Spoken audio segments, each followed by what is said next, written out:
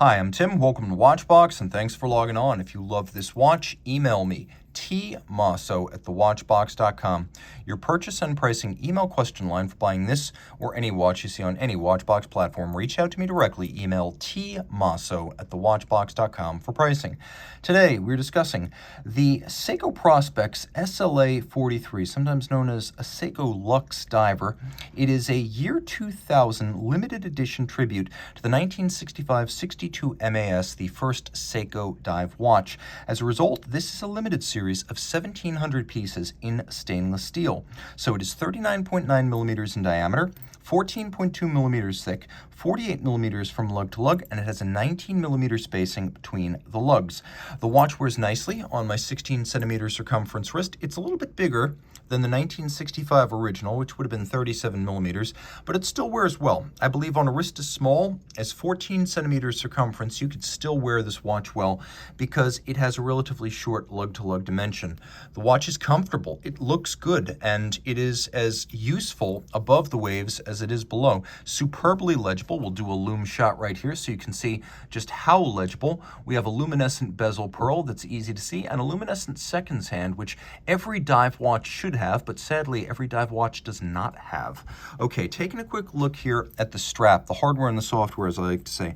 First thing you need to know, it's silicone, which makes it a wonderful gummy, flexible, supple, silky feel on the wrist. It really is a lot more flexible and a lot softer to the touch than vulcanized rubber. You can see there's a vintage inspired pattern molded into the top.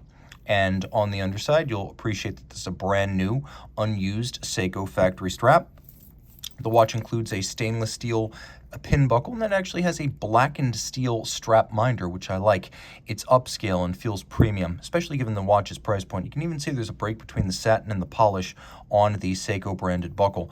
Now, taking a look at the case, it's all of satin with the exception of the case back, the lip of the bezel, and then you can see the lug ends and the space between the lugs. It's a very vintage look with a thin mid case, no beveling on the lug profile, squared off lug ends. It's true to history. We have here a screw down crown. The watch is 200 meters water resistant, and it has a sapphire crystal that is exaggerated in its camber and domed profile to look like a vintage plexiglass. So it is sapphire, but it looks like a plexi, which I love. It's the best of both worlds aesthetically and for the sake of durability. The timepiece includes a second silicone strap in blue. So take note, when you buy this watch, you're going to get both of those straps. It's one of the reasons why Seiko uses strap tool holes in the flanks of the lugs. They do expect that you'll do quite a bit of strap swapping. You can hear my Ulysse Nardin Sonata chiming in the background. We have right here a bezel that has a wonderfully silky and subtle 120 click action. I mean, really, really, really good. It's one of the best feeling bezels I've experienced, with a combination of a sharp detent and a silky glide that frankly is comparable to the best dive bezels from Cartier, Blancpain, and Rolex. Yes, it's that good. You can see that there's a sharp and narrow knurling outboard that makes it easy to grip, and this would be ideal if your hands were wet, sweaty, or gloved. We have an aluminum insert within the bezel, and then we have a dial of matte granular blue with applique indices, an upscale look for a watch inspired by antiquity, as not all of those were upscale in their day. We have a lovely cyan blue hand for the seconds, and then if you take a look, you can see there's a little bit of a complex finish on the hour and minute hands.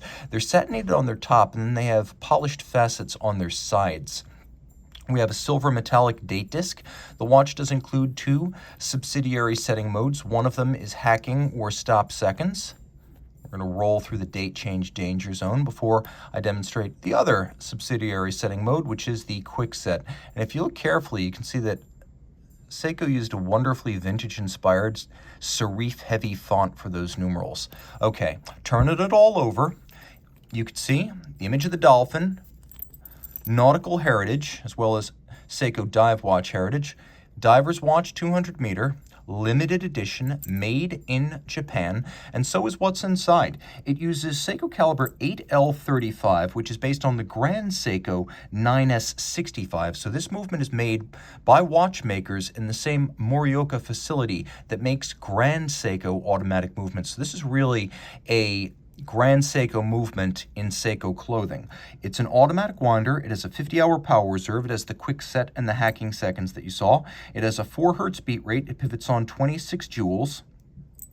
and it's housed inside this 200-meter water-resistant steel case. The steel case is what Seiko calls ever-brilliant steel, similar in properties to Zinn's U-boat stall and Rolex's 904L oyster steel. It's highly resistant to corrosion, especially in the presence of sea salt. You need not rinse this watch after exposure to sea salt. It's still a good idea for hygienic reasons, but you don't need to do it to avoid corrosion on the case.